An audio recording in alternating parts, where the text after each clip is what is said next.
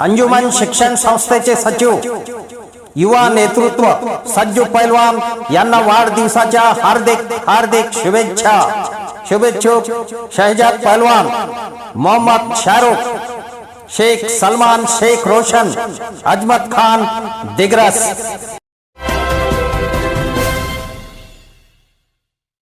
नमस्कार, मी सुरेश चिरडे। आपण पाहतात महाराष्ट्र 24 न्यूज। रोणादेवी मिरवणुकीतील डीजेवर दिग्रस पोलिसांची कारवाई।